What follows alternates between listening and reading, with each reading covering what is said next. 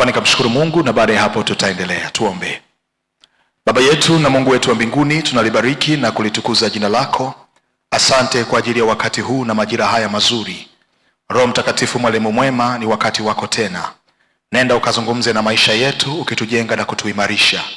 Tuko tayari kusikia kutoka kwako, kujengwa na kubadilishwa. Tunajikabidhi katika neema yako na msaada wako. Neno hili lisiondoke kama vile ambavyo Bwana limefika, bali likalete matokeo makubwa ambayo Bwana umeyakusudia katika maisha yetu. Katika jina la Yesu Kristo tumeomba tukiamini, amen. Tunaendelea na somo ambalo tumekuwa tunajifunza linaloitwa nafasi ya neno la Mungu kwenye maisha yetu ya kila siku. Nafasi ya neno la Mungu kwenye maisha yetu ya kila siku, na andiko letu la msingi likiwa ni Mathayo sura ile ya 4 na mstari ule wa 4. Mathayo sura ile ya 4 na mstari ule wa 4, ambalo Biblia inasema, naye akajibu akasema, imeandikwa, mtu hataishi kwa mkate tu, ila kwa kila neno litokalo katika kinywa cha Mungu. Mtu hataishi kwa mkate tu, ila kwa kila neno litokalo katika kinywa cha Mungu. Tulipokuwa tunaanza katika mfululizo wa somo hili, tulizungumza tukasema, Mungu amekusudia kila eneo la maisha yetu kuongozwa na neno lake kila siku. Mungu amekusudia kila eneo la maisha yetu kuongozwa na neno lake kila siku. Lakini pia tukaenda mbali zaidi, tukaliona neno kama kitu muhimu ambacho kila Mkristo anapaswa kuwa nacho kama mwongozo wa hatua zake kwenye maisha. Lakini pia tukaenda mbali zaidi, tukaona ya kuwa neno haliwezi kuleta matokeo chanya ambayo Mungu amekusudia kwenye maisha ya muamini mpaka mtu ameelewa kwa undani nini ambacho neno la Mungu hufanya kwenye maisha yake. Narudia tena, neno la Mungu haliwezi kuleta matokeo chanya kwenye maisha ya Mkristo mpaka Mkristo amefahamu nini neno la Mungu hufanya kwenye maisha yake. Tukaanza kuangalia mambo muhimu kila Mkristo kufahamu kuhusu neno la Mungu. Mambo muhimu kila Mkristo kufahamu kuhusu neno la Mungu. Tukaona jambo mojawapo ni kwamba neno la Mungu ni chombo cha Mungu cha kutubadilisha na kutukamilisha. Neno la Mungu ni chombo cha Mungu cha kutubadilisha na kutukamilisha. Mara baada ya kuwa tumeokoka, tunakuwa tumepokea utu mpya katika Kristo Yesu. Ili tuweze kukua na maisha yetu kubadilishwa, moja ya kitu ambacho Mungu anakitumia ili kuachilia badiliko kwenye maisha ya mtu mara baada ya kumpokea Kristo ni kupitia neno lake. Na tukaangalia kwa undani na kwa kina zaidi namna ambavyo Mungu hulitumia neno kubadilisha maisha ya watu wake. Lakini tukasema Mkristo baada ya kuokoka asipowekeza kwenye maisha ya kujifunza neno la Mungu na kumfahamu Mungu kwa kina kupitia neno lake, ana hatari ya kuishi maisha ya kipagani akiwa kanisani. Narudia tena, Mkristo mara baada ya kuokoka asipowekeza muda wake kwenye kujifunza neno la Mungu, anaingia kwenye hatari ya kuishi maisha ya kipagani akiwa kanisani. Kwa nini? Kinachobadilisha maisha ya mtu mara baada ya kuokoka sio sala ya toba ambayo mtu alikiri, bali ni neno linalobadilisha fikra, fahamu na maisha yake ili aanze kuendana na namna ambayo Mungu ameiweka kwenye neno lake. Tunaenda pamoja Lakini tukaendelea mbele zaidi tena kwenye ibada ya wiki iliyopita. Najua wengine hamkuwepo, kwa faida ya wale ambao mlikuwepo na ambao hamkuwepo, naomba niseme jambo hili. Jambo jingine la pili ambalo neno la Mungu linafanya kwenye maisha ya mtu, neno hutupatia utulivu wa moyo wenye kutuzuia kufanya mambo kwa msukumo wa nje bila kufikiri. Neno humpatia Mkristo utulivu wa moyoni wenye kutusaidia kutokuwa na haraka katika kufanya maamuzi bila kufikiri. Tukaona kwenye kitabu cha Mwanzo 26 mstari wa 1 mpaka wa 5 na mstari wa 12 mpaka ule wa 13. 14. Mwanzo 26 1 mpaka 5 na 12 mpaka 14. Biblia inaeleza kwa habari ya Isaka. Ilikuwa ni wakati ambapo njaa imetokea kwenye nchi aliyokuwa akiishi. Biblia inasema Isaka akataka kufanya maamuzi ya kuondoka Gerari ili ashuke Misri kwenda kuokoa maisha yake na maisha ya wanyama wake. Misri palionekana kuwa ni mahali panapofaa. Misri palionekana kuwa ni msaada kwenye hali iliyokuwa imejitokeza ya ukame. Lakini Biblia inaonyesha na kuweka wazi ya kwamba Mungu akamzuia. Hakutaka ashuke Misri, akataka abaki pale alipokuwa, na kwamba atamfanikisha kutokea mahali alipo. Na Isaka alifikiri kwa haraka kutaka kukimbilia Misri. Kwa nini? Baba yake lilipotokea janga la ukame kama ambalo lilitokea wakati wake, alimuona akikimbilia Misri. Lakini wakati huu maelekezo ya Mungu yalikuwa ni tofauti. Wakati presha ya ukame inamsukuma kukimbilia Misri, neno likaachilia utulivu wenye kumwelekeza abaki mahali ambapo Mungu anataka kuwepo. Kwa nini? Moja ya kazi ya neno kwenye maisha ya Mkristo ni kuleta utulivu wa ndani wakati ambapo dhoruba za nje za maisha zinavuma. Kila wakati unapoamua kuwekeza kwenye maisha ya neno, umechagua kuwa na utulivu wa moyoni bila kujali mazingira na ugumu unaoendelea kwenye mazingira yako ya nje. Bwana asifiwe. Bwana asifiwe. Lakini pia tukaenda mbali zaidi, tukaanza kuangalia namna ambayo neno huzalisha amani na utulivu ndani ya moyo wa Mkristo. Tumeona neno linazalisha utulivu wa ndani wakati ambapo dhoruba za nje za maisha zinapiga. Naomba niwaambie kitu wanangu, katika safari yako ya siku zako za kuishi, sio kila siku itakuwa ni shwari, sio kila siku itakuwa ni amani. Kuna dhoruba ambazo utakutana nazo njiani unapoielekea kesho ambayo Mungu ameandaa kwa ajili yako. Dhoruba za nje zinapovuma, utulivu wako wa moyoni unaweza kufanya hali ya nje isiwe na athari kwenye maisha yako na hatua zako. Tukaona ziko namna mbalimbali ambazo neno hutumia kuleta utulivu wa ndani kwenye maisha yetu. Namba moja ni kwa kutusaidia kuamini ya kwamba kuwa Mungu anayo kesho njema kwa ajili yetu. Namna ya kwanza ambayo neno huwa inaleta utulivu wa ndani, linatuonesha na kutuaminisha ya kwamba Mungu anayo kesho njema kwa ajili yetu. Kwa hiyo kuna mazingira unakuwa unapitia, lakini unaposoma neno linaamsha tumaini ndani yako, linakuonesha ya kwamba ule mpango na yale makusudi ya Mungu juu ya maisha yako yatatimia, no matter hali unayoipitia kwa wakati huo ikoje.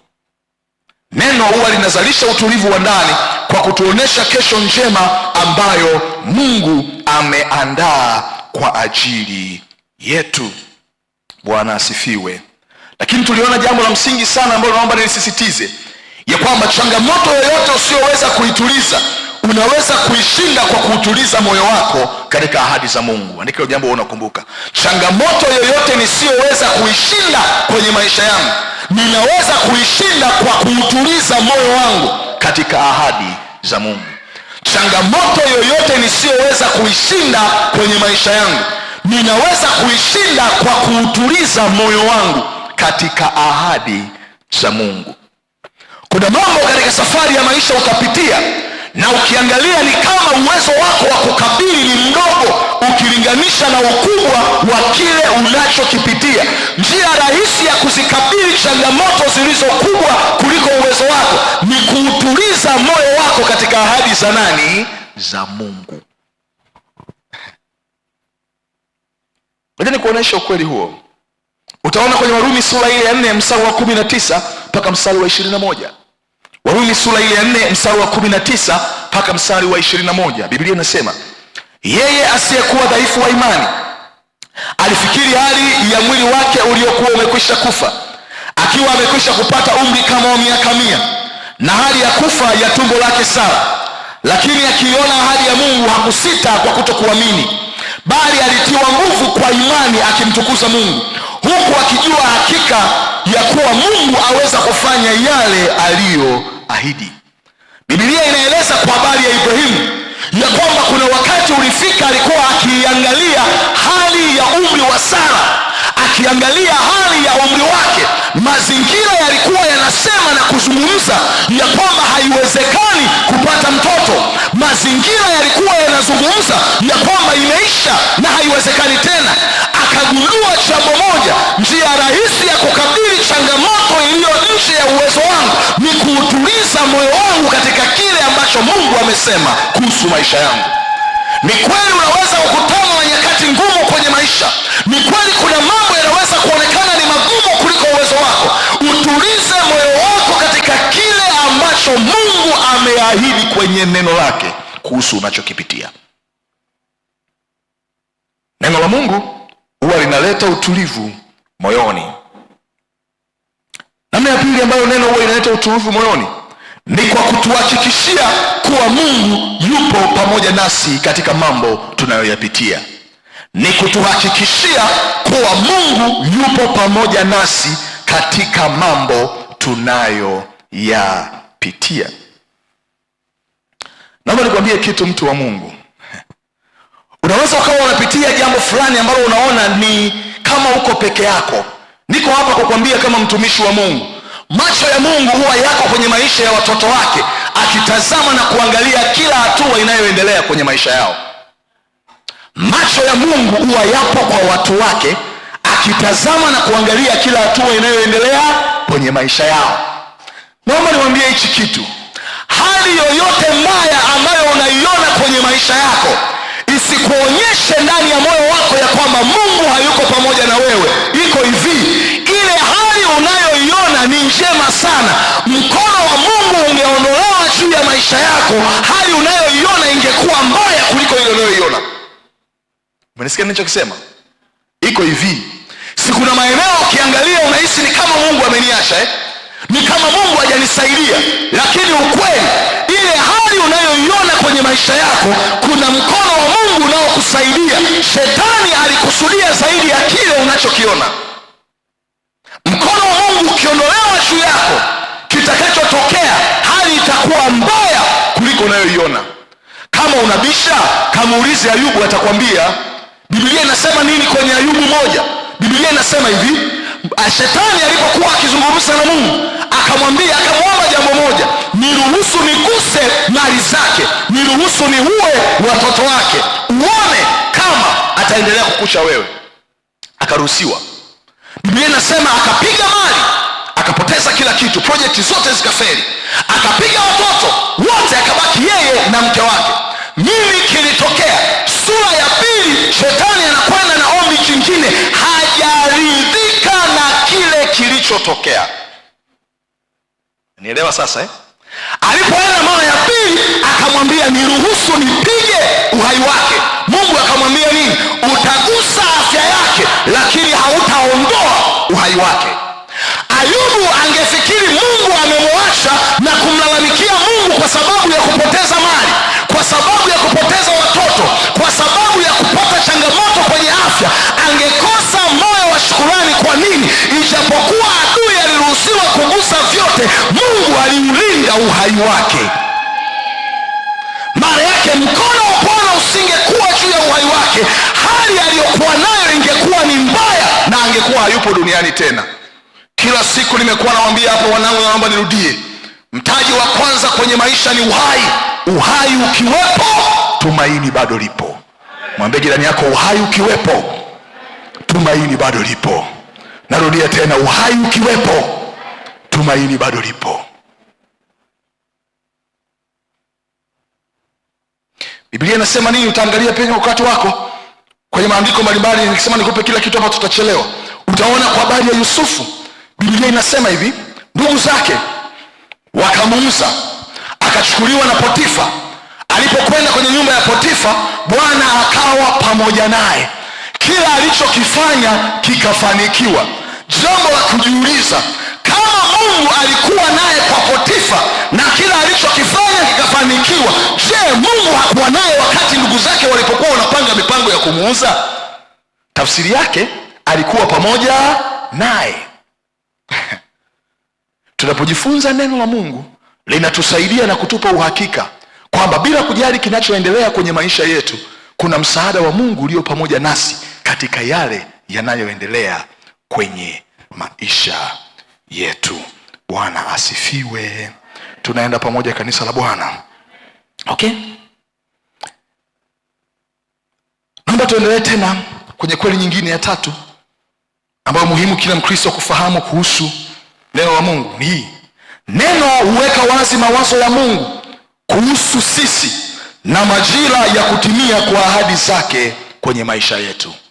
Neno la Mungu huweka wazi mawazo ya Mungu kuhusu sisi na kutimia na majira ya kutimia kwa ahadi zake kwenye maisha yetu. Neno la Mungu huweka wazi mawazo ya Mungu kuhusu sisi na majira ya kutimia kwa ahadi zake kwenye maisha yetu. Nimeandika hapa nikasema, mafanikio kwenye maisha ya mwamini hayapo tu katika kufanya mambo kwa bidii au kufanya jambo sahihi, bali kutambua nini cha kufanya ndani ya majira ambayo Mungu anayapitisha kwenye maisha yetu. Mafanikio kwenye maisha ya Mkristo katika eneo lolote hayapo tu katika kufanya mambo kwa bidii, hayapo tu katika kujihusisha kufanya jambo fulani, bali kutambua wakati na nini unachotakiwa kufanya kwenye muda ulionao. Mkristo asiyeweza kujua nini cha kufanya kwenye majira ambayo Mungu anayapitisha kwenye maisha yake hawezi kuona madhihirisho ya nguvu za Mungu kwenye maisha yake. Na moja ya kazi ya neno la Mungu tutaona ni kuonesha mawazo ya Mungu juu ya maisha yetu, lakini pia majira ambayo Mungu anayaleta kwenye maisha yetu yakitueleza nini tunapaswa kufanya kwenye wakati husika. Biblia hii unapoisoma imebeba mawazo ya Mungu juu ya maisha yako. Kwa hiyo kila wakati unapojifunza neno la Mungu unatoa nafasi ya kujua Mungu anafikiri nini na anataka nini kuhusu wewe. Lakini pia unapotenga muda wa kujifunza neno unapata nafasi ya kupata maelekezo ya Mungu juu ya majira ulio nayo, ya kwamba wakati huo Mungu amekusudia nini na unapaswa kufanya nini. Utanielewa zaidi napoendelea hapo mbele tunapoendelea kujifunza. Bwana asifiwe. Naomba ufahamu pia jambo jingine litakalo kusaidia. Neno la Mungu huwa halituonyeshi tu kinachoendelea kwenye maisha yetu, bali hutuonyesha pia namna ya kufanya au kukabiliana na hali iliyo mbele yetu. Neno la Mungu huwa halituonyeshi tu kinachoendelea kwenye maisha yetu, lakini pia huonesha namna ya kufanya au namna ya kukabiliana na hali iliyo mbele yetu. Unapokuwa mtu ambaye unajifunza neno la Mungu, unapata nafasi moja ya kuona kile ambacho kinaendelea kwenye maisha yako, lakini pia Mungu haishii hapo, huwa anakuonesha zaidi nini na cha kufanya au namna gani ya kukabili kinachoendelea kwenye maisha yako. Utaona kwenye Mwanzo wa 41 mstari wa 29 mpaka wa 37 Biblia inaeleza kitu hapo. Mwanzo wa 41:29 mpaka 37 Biblia inaeleza kwa habari ya Yusufu, wakati ambapo alienda kwa Farao. Farao aliota ndoto, na ile ndoto aliyoiota ilikuwa ina maana, lakini hakuweza kujua maana yake ilikuwa ni nini. Biblia inasema alipoenda kwa Yusufu, Yusufu akamtafsiria ile ndoto, akamwambia hivi, wale ng'ombe 7 uliowaona wakiwa wamenona ni miaka 7 ya shibe, lakini wale ng'ombe 7 uliowaona wakiwa dhaifu ni miaka 7 ya njaa. Neno ambalo Mungu alilileta na likapata tafsiri likaeleza kile ambacho kinakaribia kutokea kwenye maisha yake. Lakini Mungu hakuishia pale. Neno sio kitu kinachotupa taarifa, ila ni kitu kinachotuonesha pia namna gani ya kukabiliana na kile kilicho mbele yetu.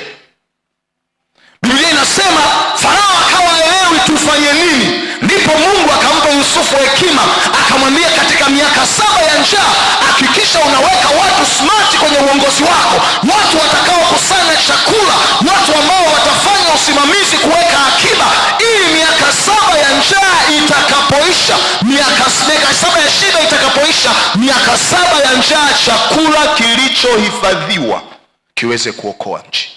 Niko hapa kukwambia kuna neno ambalo Mungu anasema nawe katika leo yako, sio kwa ajili ya wakati ulio nao sasa, ila ni kwa ajili ya kuhakikisha usalama wako kwenye majira yaliyo mbele yako. Na labda nikwambie kitu, neno la Mungu kwenye maisha ya Mkristo limegawanyika kwenye makundi makubwa mawili. Kundi la kwanza ni maelekezo, ni neno ambalo limebeba maelekezo ya Mungu kama sehemu ya maandalizi kwa ajili ya kesho iliyo mbele yako.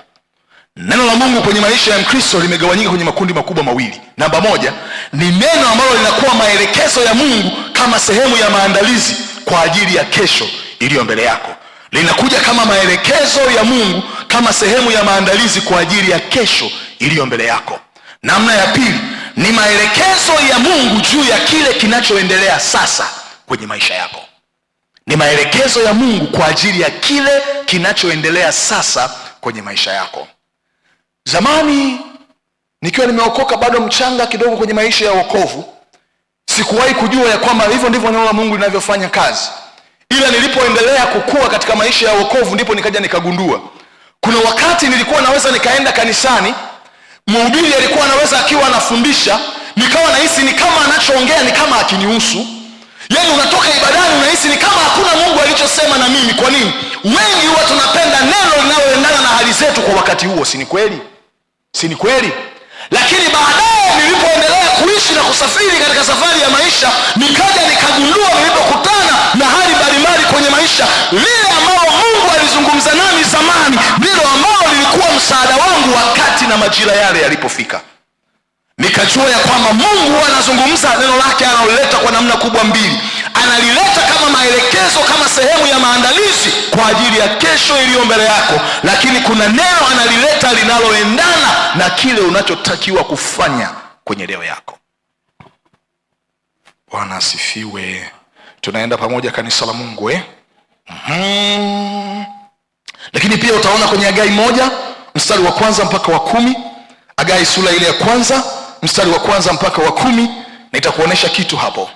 Tumesema moja ya kazi ya neno la Mungu ni kufunua mawazo ya Mungu na majira ambayo Mungu anatupa kwenye maisha yetu, ikitueleza nini cha kufanya. Hagai 1:1 mpaka 10, Biblia inasema hivi: katika mwaka wa pili wa Dario mfalme, mwezi wa 6, siku ya kwanza ya mwezi, neno la Bwana lilimjia Zerubabeli. Shika hilo neno. Neno la Bwana lilimjia Zerubabeli mwana wa Shealtieli, liwali wa Yuda, na Yoshua mwana wa Yehosadaki kuhani mkuu, kwa kinywa chake Hagai nabii, kusema: Bwana wa majeshi asema hivi ya kwamba watu hawa husema, huu sio wakati utupasao kuja, huu sio wakati wa kujenga nyumba ya Bwana.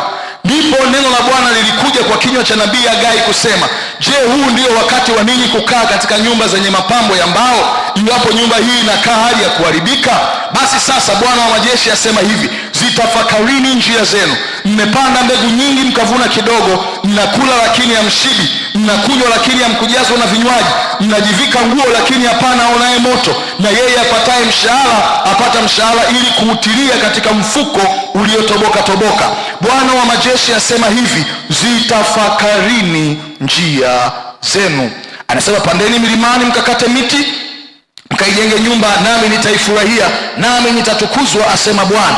Mlitazamia vingi, kumbe vikatokea vichache, tena mlipovileta nyumbani nikavipeperusha. Ni kwa sababu gani? Asema Bwana wa majeshi, ni kwa sababu ya nyumba yangu inayokaa hali ya kuharibika, wakati ambapo ninyi mnakimbilia kila mtu nyumbani kwake. Basi kwa ajili yenu mbingu zimezuiliwa zisitoe umande, nayo nchi imezuiliwa isitoe matunda. Biblia inasema ilikuwa ni wakati ambapo Israeli walikuwa wanaendelea na maisha yao. Biblia inasema wakati ambapo nyumba ya Mungu ilikuwa imeharibika, watu wanaendelea kujenga za kwao, watu wanaendelea kuwekeza kwenye maisha yao, kila kitu kinaenda, wanaona ni kama maisha hayana shida. Biblia inasema ili kuwaeleza wazo la Mungu juu ya maisha yao na kuwaonesha nini kinachokwamisha hatua zao, Biblia inasema Mungu akaachilia neno. Lile neno lilikuwa linaeleza ya kwamba Mungu anawaza nini juu ya wakati walionao, na anawaeleza ya kwamba kinachowazuia msipate matokeo katika mambo mnayoyafanya sio kukosa bidii, bidii mnayo; sio kukosa akili, akili mnayo. Lakini ninapoyatazama na kuyaangalia maisha yenu, naona mnafanya mambo ambayo hayaendani na kile ninachotaka mkifanye kwenye wakati wenu. Anawambia zitafakarini njia zenu. Niko hapa kukwambia kila eneo ambalo haliko sawa kwenye maisha yako ni wito wa kukuita ukae chini na kutafakari kwa kina, ni kwa nini umeshindwa kupata matokeo uliokuwa unayatarajia. Na naomba niwaambie, Wakristo mmekuwa wavivu sana wa kufikiri. Mwambie mwenzako acha uvivu wa kufikiri. Mwambie tena acha uvivu wa kufikiri. Yaani mmekuwa wajinga kiasi ambacho kila kitu ambacho hakiko sawa kwenye maisha yako unafikiriki ni shetani. Si ni kweli? Sijui nani aliyewadanganya. Shetani ana sehemu yake, ni mpinzani wetu kweli kwenye maisha, lakini kuna mambo hayamhusu shetani, yanahitaji wewe kubadilika, yanahitaji wewe kujifunza, yanahitaji wewe kusahihisha, yanahitaji wewe kufanya mambo kwa namna tofauti na ile uliyoizoea. Ni kweli shetani ni mpinzani mkuu wa maisha yetu, lakini kuna vitu vingine ni sisi tunayemruhusu kuzuia mambo yetu. Mwambie jirani yako, tafakari njia zako.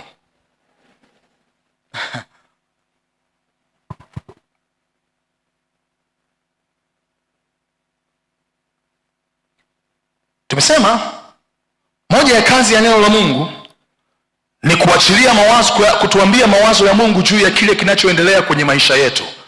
Naomba hapa nikwambie kitu kingine kitakachokusaidia. Mungu ana wazo lake na mipango yake kwenye kila eneo la maisha yako. Mungu ana wazo lake na mipango yake kwenye kila eneo la maisha yako.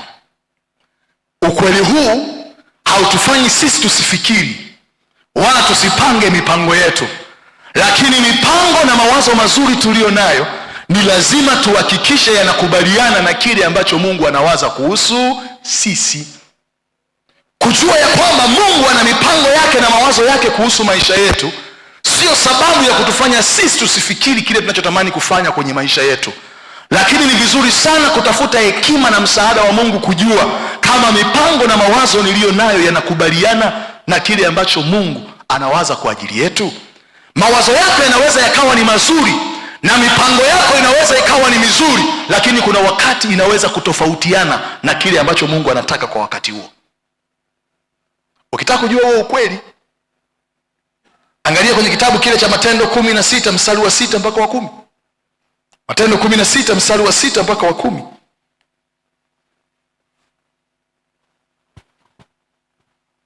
Aniambia kitu wanangu, kuamua mipango yako na mambo yako bila kumshirikisha Mungu ni sawa na kusema ninatosha kufanya mambo yangu hata bila msaada wa Mungu.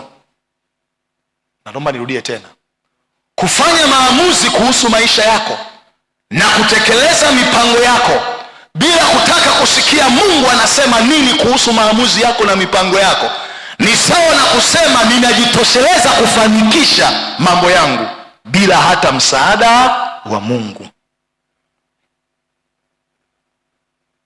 Matendo 16 hapo 6 mpaka 10 Biblia inasema, wakapita katika nchi ya Frigia na Galatia wakikatazwa na Roho Mtakatifu wasilihubiri lile neno katika Asia. Mwambie jirani yako, wakikatazwa na Roho Mtakatifu wasihubiri neno katika Asia. Hebu tutulie hapo. Tunajua kabisa moja ya agizo kuu ambalo Yesu alitupa kanisa ni kuhubiri Injili. Mitume walikuwa wanaenda kuhubiri Injili katika Asia. Biblia inasema wakiwa wamepanga safari zao za umisheni, Mungu anaachilia neno lenye kuwazuia wasiende kwenye uelekeo ambao walikuwa wanataka kwenda. Kuhubiri Injili ni jambo baya. Kuambia watu habari njema ni jambo baya. Kwa akili ya kibinadamu linaonekana ni kama wazo zuri, linaonekana ni kama kutimiza sehemu ya kile ambacho Mungu amefanya nini, amesema. Lakini katikati ya kile kilichoonekana kuwa cha Mungu, bado Mungu alikuwa na mawazo yake, anaashiria neno la wakati linaloweza kuwapa matokeo yanayotakiwa. Haikuwa dhambi kwenda kuhubiri Injili kule, haikuwa jambo baya, lakini katikati ya mawazo mazuri bado Mungu alitaka wazo lake lifanikiwe kwa wakati huo. Na ndiyo maana katika maisha, wanangu, naomba niwaambie, hakuna jambo baya kama kutembea na Mungu kwa mazoea. Baya sana, baya sana, baya sana. Biblia inasema Roho wa Bwana akawazuia. Mstari wa 7, walipofika kukabili Misia wakajaribu kwenda Bithinia, lakini Roho wa Yesu hakuwapa ruhusa. Huko tena nako wakakatazwa. Mstari wa 8, wakapita Misia wakateremkia Troa. Paulo akatokewa na maono usiku, akimwona mtu wa Makedonia amesimama, akimsihi na kumwambia, vuka uje Makedonia utusaidie. Mstari wa 10, basi alipokwisha kuyaona yale maono, mara tukataka kutoka kwenda Makedonia, kwa kuwa tuliona hakika ya kwamba Mungu ametuita tuwahubiri habari njema. Walipotaka kwenda Misia, bado Roho wa Mungu aliwakataza. Alafu baadaye anaachilia maelekezo ya kwamba kwa sasa juu ya jambo mnalolifanya, najua mnapenda mwende Misia, mnapenda mwende Asia, lakini kwa wakati huu wazo langu nataka mwende Makedonia. Ilikuwa ni wazo zuri, ilikuwa ni mipango mizuri. Chochote ambacho unafikiri kuhusu maisha yako, hata kama una backup ambayo inakufanya uone ni kama kitu cha Mungu, ni vizuri sana kujua wazo la Mungu juu ya kile unachokifanya. Moja ya kazi ya neno la Mungu ni kuachilia mawazo ya Mungu na mpango wa Mungu juu ya kile unachokifanya kwenye maisha yako. Na ukisoma hiyo habari vizuri, baadaye ukiendelea kule kwenye Matendo 16 hiyo 11 mpaka 15, utaandika tu hapo, hatutasoma. Kwenye Matendo 16 hapo mstari wa 11 mpaka wa 15, utaona ndipo kule walipoenda wakakutana mwanamke mmoja mfanyabiashara anaitwa Lydia, ambaye alimwamini Yesu na akawakaribisha nyumbani kwake, na kanisa likaanzia pale. Bwana asifiwe. Tunaenda pamoja Sasa naomba unisikilize tena vizuri. Tumesema moja ya kazi ya neno ni kufunua ukweli wa mawazo ya Mungu na mipango ya Mungu juu ya mambo tunayoyafanya kwenye maisha yake. Nimeandika hapa nikasema, Mungu hafanyi kazi na watu wasiokubali kwenda katika uelekeo wa mipango yake. Mungu huwa hafanyi kazi na Wakristo wasiokubali kwenda katika uelekeo wa mipango yake. Chochote ambacho Mungu anawaza kwa ajili yako ni vizuri kujua na kufahamu, na wala usitafute mbadala. Baki pale katika kile Mungu alivyosema na kifanyike kwenye namna aliyoisema. Moja ya changamoto kubwa tulio nayo katika siku tulizo nazo ni watu kuto kutafuta Mungu anataka nini katika yale wanayoyafanya, na kuanza kutafuta namna yenu mnayoiona bora ili kupata kile ambacho Mungu ameahidi kwenye neno lake. Unapoamua kuwa Mkristo ambaye unaliishi neno, unalazimika kualign na mapenzi na mawazo ya Mungu, na sio namna yako unayoiona bora kwenye maisha yako. Namna ya Mungu inaweza kuonekana kuwa ni ngumu lakini salama. Namna ya Mungu inaweza kuonekana kuwa ngumu lakini salama. Ukitaka kujua namna ambavyo Mungu yuko serious katika mawazo yake na mipango yake, kamuulize Ibrahimu, atakwambia. Kamuulize Ibrahimu, si tutafika mbinguni, mimi nitaingia. Na ukifika siku usiponiona, jua kwamba ulipoingia sio penyewe. Kabisa. Mimi nakwambia sasa. Najua jina langu lipo kwenye kitabu cha uzima. Ni wewe tu ndio ambaye hauna uhakika kama lipo au halipo. Mwenzako najua lipo. Yaani mpaka hii asubuhi nakuja hapa najua lipo.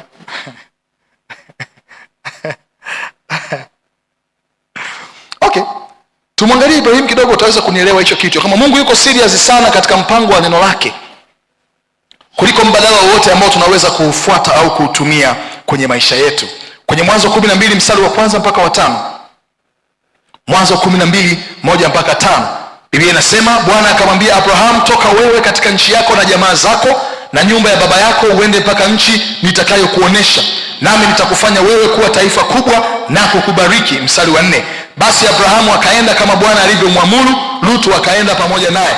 Abrahamu alikuwa mtu wa miaka 75 alipotoka Harani. Biblia inasema Mungu alipozungumza na Ibrahimu kwenye Mwanzo ile 12, Biblia inasema Mungu akawa akimweleza mpango alionao, ya kwamba anataka kufanya agano na yeye, anataka kumfanya kuwa taifa kubwa, lakini pia mpango wa wokovu utokee kupitia Sara na yeye.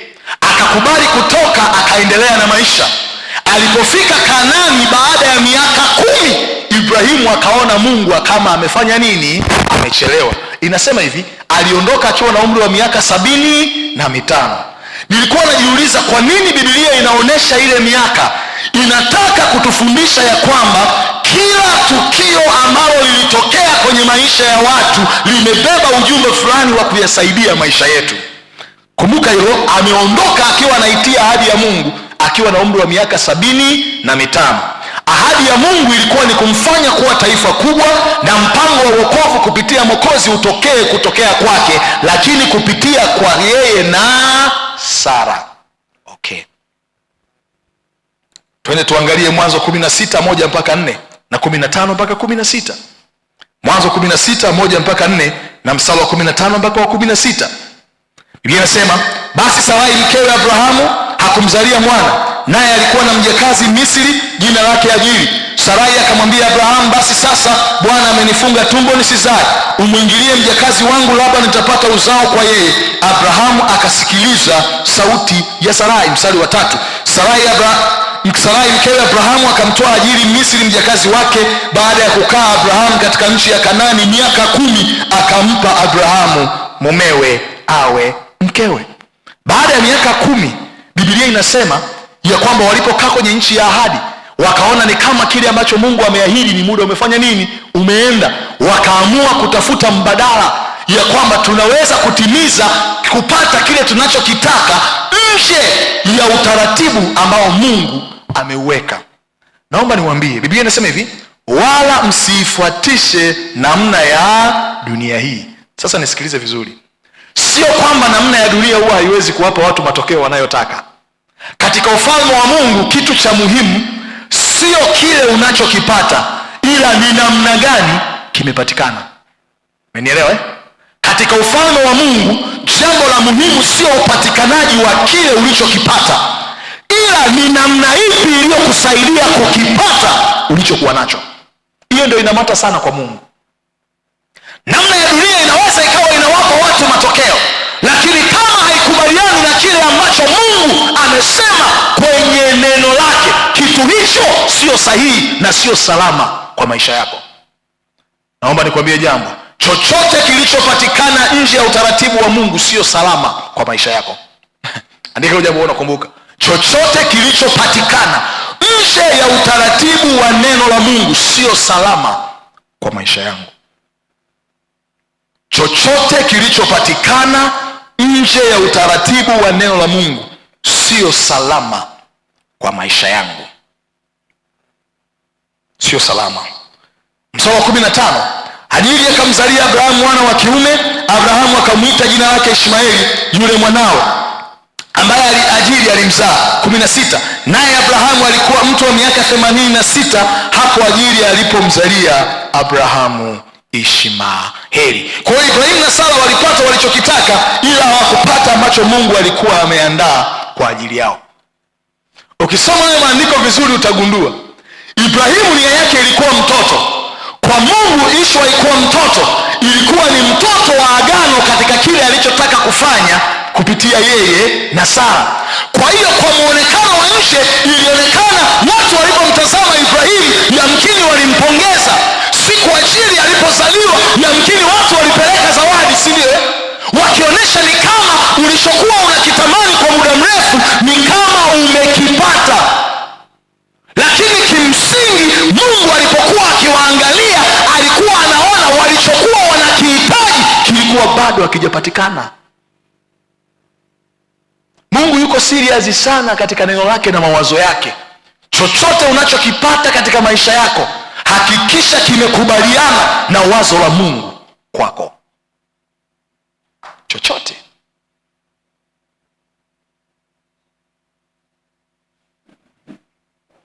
Naomba nikwambie kitu. Dunia inapima thamani ya kitu kwa matokeo. Mungu anapima thamani ya vitu kwa namna iliyotumika kupatikana. Dunia inapima thamani ya kitu kwa matokeo. Mungu anapima kwa njia zilizotumika katika kupatikana kwake.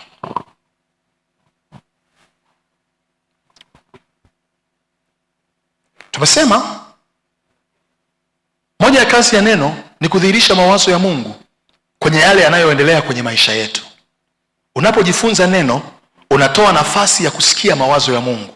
Lakini hivi sio hivyo tu, unapata nafasi ya kujua majira ambayo Mungu ameyaachilia kwenye maisha yako. Labda nikwambie hivi, moja ya kazi ya neno la Mungu kwenye maisha yako ni kukuonesha nini ambacho Mungu anataka ufanye kwenye muda wako. Kuna uhusiano kati ya neno na majira ya Mungu kwenye maisha yako. Maana yake ni nini? Katika kila kinachoendelea kwenye maisha yako liko neno la wakati ambalo Mungu analiachilia kwenye maisha yetu ili kutusaidia. Sasa nimekuja kugundua Wakristo wengi mna uwezo mdogo wa kubaini neno la wakati ambalo Mungu analiachilia ili kuyasaidia maisha yenu. Kuna wakati unalichukulia neno la Mungu katika hali ya kawaida, kumbe ni neno la majira, ni neno la wakati ambalo Mungu analiachilia ili kuleta matokeo kwenye muda wako. Nataka nikuoneshe kitu hapa. Namna ya kutambua neno la wakati ambalo Mungu analiachilia kwenye maisha yangu. Namna ya kutambua neno la wakati ambalo Mungu analiachilia kwenye maisha yako.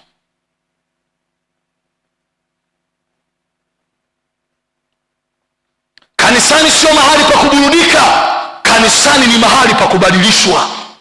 Mwambie jirani yako, kanisani sio mahali pa kuburudishwa, ni mahali pa kubadilishwa. Kuingia na kutoka nayo ni mahali ambapo maisha yako hayabadilishwi, wala hupokei chochote kinachokuonesha nini cha kufanya. Ni sawa na kupoteza muda. Kwa nini upoteze muda? Hivi unajua thamani ya muda wewe? Juzi nilikuwa namwambia mtu mmoja, nimegundua sasa hivi kwenye maisha yangu nimefika kwenye kiwango ambacho muda una thamani kubwa kuliko hela. Yaani sasa hivi kwenye maisha yangu muda ndio kitu chenye thamani kubwa kuliko pesa. Kwa hiyo ukiniwekea hivi vitu viwili hapa mbele, kitu cha kwanza nitaangalia kipi kinanisaidia kuokoa muda au kinanipa hela. Kwangu muda una thamani kubwa sasa hivi kuliko pesa. Wewe si bado upo kwenye level ya pesa ina thamani kubwa kuliko muda?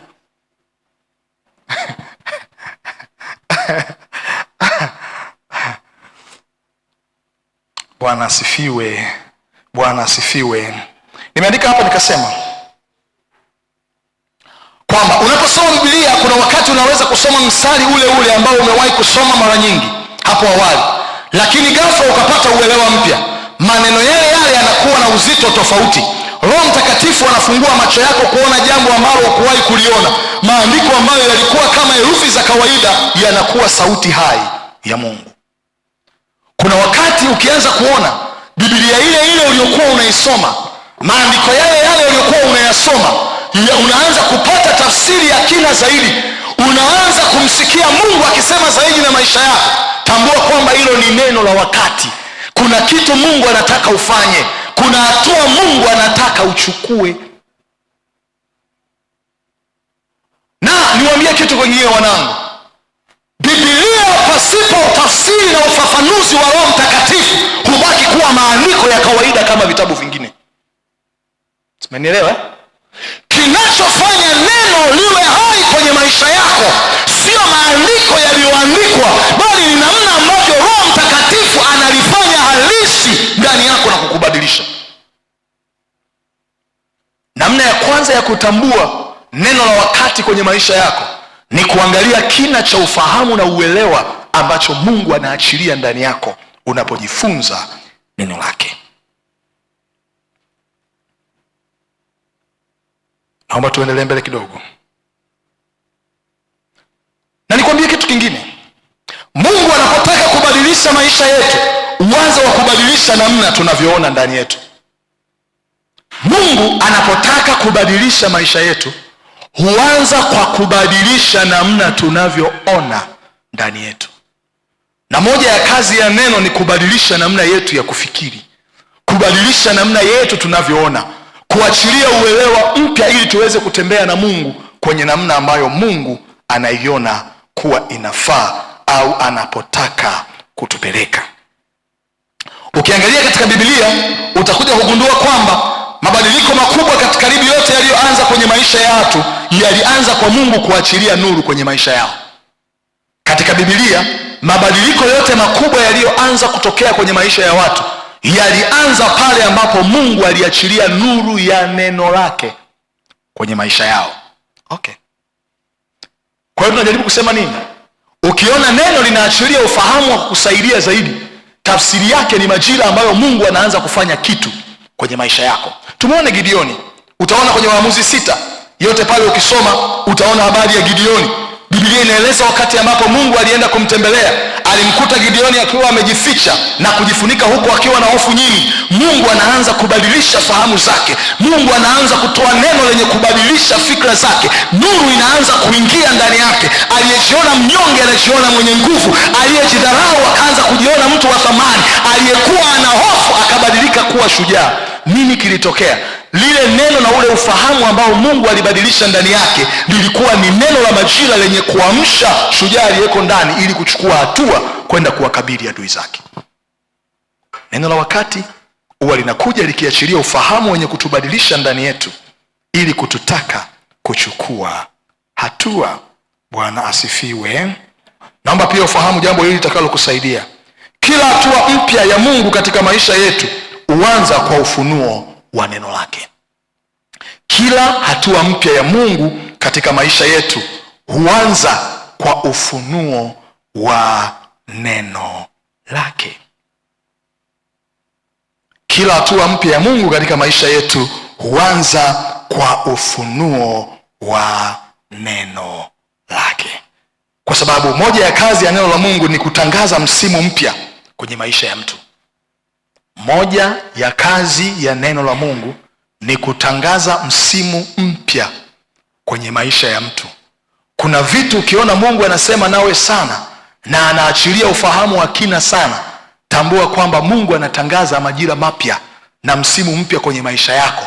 Kazi yako wewe ni kuelewa na kufanyia kazi. Kuna wakati unaweza ukajikuta hujaolewa ama haujaoa, lakini unaweza kukuta kwa mfululizo Mungu anaachilia ufahamu wa kina wa neno lake wa namna wa kukutengeneza kwenye hilo eneo.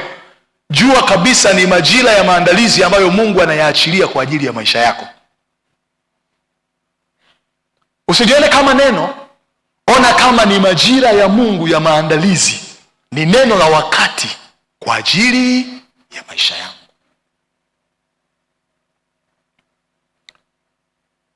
Luka 4:16 mpaka 21 Biblia inasema, Luka 4:16 mpaka 21, akaenda Nazareti hapo alipolelewa, na siku ya Sabato akaingia katika sinagogi kama ilivyokuwa desturi yake, akasimama ili asome.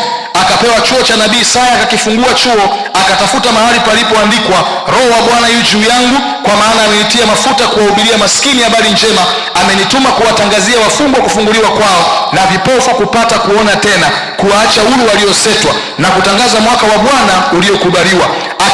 Akakifunga chuo, akamrudishia mtumishi, akaketi na watu wote waliokuwa katika sinagogi wakamkazia macho. 21, akaanza kuambia, leo maandiko haya yametimia masikioni mwenu. Maandiko haya walikuwa wanayasoma, yalikuwa yapo, yalionekana kama ahadi za Mungu, lakini siku Mungu alipokuwa akitangaza msimu mpya wa wokovu na ujio wa Kristo, Yesu alipokuwa anasoma akawaambia maandiko haya yametimia, akayafafanua na kuachilia uelewa juu yao ya kwamba neno hili sasa ni neno la wakati. Walikuwa wanasoma yale maandiko, walikuwa wanasoma kama ahadi, lakini siku lilipotaka kugeuka kuwa neno la wakati, Mungu aliachilia ufahamu zaidi ya vile walivyokuwa wanalielewa. Inua mikono yako na ukiri maneno haya. Roho Mtakatifu, kila wakati unapoachilia neno la wakati kwenye maisha yangu, nisaidie kulielewa, kuliamini na kulifanyia kazi. Bwana Yesu asifiwe. Bwana Yesu asifiwe. Jambo la pili ambalo unaweza kusaidia kulitambua neno la wakati. Jambo la pili. Jambo la pili.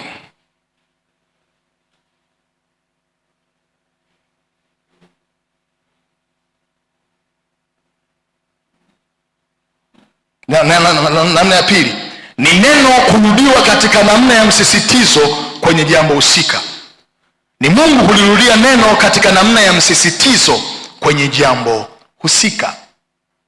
Ni Mungu kulirudia neno katika namna ya msisitizo kwenye jambo husika.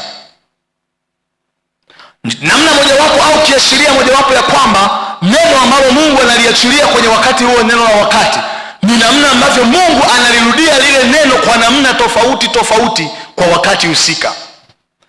Kwa mtu ambaye ni makini sana akiwepo kanisani miezi 3 mpaka 6, ana uwezo wa kujua katika maisha yake Mungu anasema nini kama neno la wakati kwenye majira hayo. Kuna wakati ukitaka kulijua neno la wakati, utashangaa Pastor Tito akisimama na kufundisha, anaongea na wewe jambo lile lile kwa namna tofauti. Akisimama Pastor Seuya atafundisha kitu kile kile kwa namna tofauti.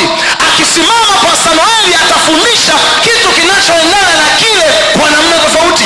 Akisimama Pastor Manao atasema kitu ambacho Mungu alisema miezi kadhaa nyuma kwa namna tofauti. Akisimama Pastor Kisato ataongea kitu kinacho connect na kile ambacho tumejifunza kwa namna tofauti. Ukiona Mungu anaweka msisitizo kwenye maeneo fulani fulani kwenye maisha yako kwa wakati huo kwa maana tofauti, tambua kwamba ni neno la wakati. Mungu anataka kuona badiliko kwenye maisha yako kabisa kabisa.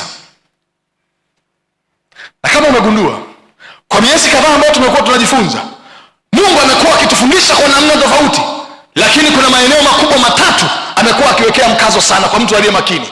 Eneo la kwanza, maisha ya maombi. Eneo la pili, neno. Eneo la tatu, utumishi. Kwa wale ambao ni makini, mtu ambaye sio makini hawezi akanielewa. Ila kwa mtu ambaye anajua kutambua neno la wakati, atakuja kugundua kwamba tumekuwa tunajifunza vitu vingi kwa namna tofauti, lakini ni kama vyote vina connect kwenye eneo moja, kwenye eneo la mahusiano ya mtu na Mungu. Nakumbuka habari ya maisha ya ibada. Namna mojawapo ya kulitambua neno la wakati ni kuona namna ambavyo Mungu anazungumza kwa msisitizo ama kwa kurudia zaidi ya mara moja jambo lile lile. Lakini naomba niwaambie kitu kingine, watu wa Mungu. Mungu kuendelea kusema na wewe kwa namna tofauti juu ya jambo lile lile, kuna maana kubwa mbili. Mungu kuendelea kusema na wewe kwa namna tofauti tofauti, akiweka msisitizo katika jambo lile lile, kuna maana kubwa mbili. Maana ya kwanza ni kwamba bado huruma ya Mungu na rehema ya Mungu ipo kwenye maisha yako ikitaka ubadilike. Maana ya kwanza, bado huruma na neema ya Mungu ipo kwenye maisha yako akitaka ubadilike. Maana ya pili, ulipo na hatari iliyo mbele yako sio mbali endapo hautachukua hatua ya kubadilika. Ulipo na hatari yako ilipo sio mbali endapo hautachukua hatua. Jambo la tatu, mlango ulio mbele yako hauwezi kufunguka na kuwa wazi ili kukuruhusu kuingia kesho yako mpaka umebadilika. Mlango ulio mbele yako, ndio jambo la tatu, hauwezi kufunguka na kuwa wazi kukuruhusu kuingia kwenye kesho yako mpaka umebadilika. Na jambo la nne, Mungu bado hajaridhishwa na kiwango cha badiliko anachokiona kwenye maisha yako katika hilo eneo. Mungu bado hajaridhishwa na kiwango cha badiliko anachokiona kwenye maisha yako katika hilo eneo. Ukiona Mungu anasema sana na wewe kwa habari ya maisha ya maombi, muda na Mungu sirini, tafsiri yake umeendelea kusikia lakini umekuwa hauombi. Umeendelea kujifunza kwa habari ya neno lakini wiki zima haufungui Biblia. Nyie watu wacheni usanii, mmeanza kuacha uhuni. Mambo ya kutupostia kaandiko kamoja kwenye status kana kwamba unasoma Biblia, kumbe umetafuta maandiko vyako pendwa, usijifanye wa kiroho. Tenga muda, kaa chini, soma Biblia. Mwambie mwenzako, tenga muda, kaa chini, soma Biblia. Acha uhuni. Kuna watu ukikuta wanatumatuma vimaandiko pale wanaweka, unaweza unaweza ukafikiri wa kiroho, kumbe hata sura moja ya Biblia hajasoma, ila ana viandiko vyake pendwa anavyovifurahia ndo anakiweka pale. Unamwona kama mtu spiritual. Tuache utapeli wanangu, tuache uhuni, tusome neno. Soma Biblia, jiwekee mpango mkakati. Mungu anaposema na wewe mara kwa mara, tafsiri yake inaweza kuwa na mambo hayo makubwa manne. Nimezungumza hapa nikasema, moja ya hatari kubwa ya kiroho kwenye maisha ya Mkristo sio kusikia neno, ila ni kutolifanyia kazi neno wanalosikia. Moja ya hatari kubwa kwenye maisha ya kiroho ya Mkristo sio kutokusikia neno, ila ni kutofanyia kazi neno mnalolisikia. Ni muhimu sana. Mungu anaposema na wewe mara kwa mara, anamaanisha ya kwamba kuna neno la wakati na kuna vitu vinatakiwa kubadilika. Utaona Yeremia 7 mstari wa 25 mpaka wa 27. Yeremia sura ile ya 7 mstari wa 25 mpaka mstari ule wa 27. Anasema, tokea siku ile za baba zenu walipotoka katika nchi ya Misri hata leo nimewatuma watumishi wangu wote manabii kwenu, nikiamka mapema kila siku na kuwatuma, lakini hawakunisikiliza wala kutega sikio lao, bali walifanya shingo yao kuwa ngumu, walitenda mabaya kuliko baba zao. Nawe utawaambia maneno hayo yote, lakini hawatakusikiliza, nawe utawaita, lakini hawataitika. Israeli walikuwa na manabii wengi ambao Mungu alikuwa analituma neno kwao. Walikuwa wanasikiliza lakini hawakubadilika, na baadhi yao hawakutaka hata kusikia kabisa. Hakuna jambo linampa Mungu huzuni kama vile kuwaandaa watumishi wake na kulileta neno lako kwako na usifanyie kazi. Hebu jaribu kufikiri namna ambavyo kila siku nakufundisha hapa maneno ya Mungu. Kila ninachokufundisha, kama ni mtu mwenye akili, kinaongea ndani yako ya kwamba huyu jamaa anatenga muda kumtafuta Mungu kwa ajili yetu, si ndio? Si ndio? Kabisa. Unajua huyu jamaa sio mwepesi, anatenga muda kumtafuta Mungu kwa ajili yetu. Alafu wakati Mungu anabanana na mimi silini kwa ajili ya maisha yako, na kuja hapa nalisema neno, wewe hauliishi, haulifanyii kazi. Inamsikitisha Mungu. Na wewe sio wa kwanza. Ndio tatizo walilokuwa nalo hata Israeli wakati wa Yeremia na manabii wengine. Ni moja ya hatari kubwa sana. Mungu hataacha kusema na sisi katika eneo fulani mpaka siku amejiridhisha vya kutosha ya kwamba tumebadilika. Ukisoma maandiko vizuri, kama ni msomaji vizuri wa Biblia, chochote ambacho Mungu alikuwa anataka kukisema kwa mkazo, alikirudia zaidi ya mara moja. Nakumbuka alivyokuwa akiongea na Ibrahim mara kwa mara, anamwambia mimi ni ngao yako na usiogope, mimi niko pamoja nawe, nitatimiza ahadi zangu. Kwa nini Mungu alikuwa anarudia mara kwa mara? Alikuwa anataka kumuonesha Ibrahim ya kwamba lile nililokuambia ni neno la wakati. Nini kilitokea kwa mfalme kwa Farao alipoota ndoto? Si aliota ndoto mara ya kwanza, lakini Mungu akarudia ndoto ile mara ya pili. Kwa nini? Lilikuwa ni neno la wakati. Mungu anapotaka kulisema neno la wakati, huwa anarudia kwa msisitizo zaidi ya mara moja. Ni maeneo gani ambayo umekuwa kila nikifundisha hapa unasikia Mungu anasema na wewe? Ni maeneo gani ambayo Mungu amekuwa anakuonya na kukwambia tafsiri yake ni neno la wakati? Mungu anataka ubadilike. Na ukiona Mungu anaendelea kusema na wewe katika hayo mambo kwa namna tofauti, tafsiri yake bado hajaridhishwa na badiliko linaloendelea kwenye maisha yako. Ni kama tunavyokuwa darasani, hauwezi ukaenda grade nyingine mpaka umefaulu ile uliokuwepo. Mungu kutokusema na wewe jambo fulani kwa namna tofauti bila kukwambia mengine, haimaanishi ya kwamba Mungu hana kitu cha kusema. Inamaanisha ya kwamba Mungu bado hajaridhika na hali yako, mpaka siku atakapoona badiliko likitokea, ndipo atakapoanza kwenda na wewe katika dimension nyingine. Naomba tusimame.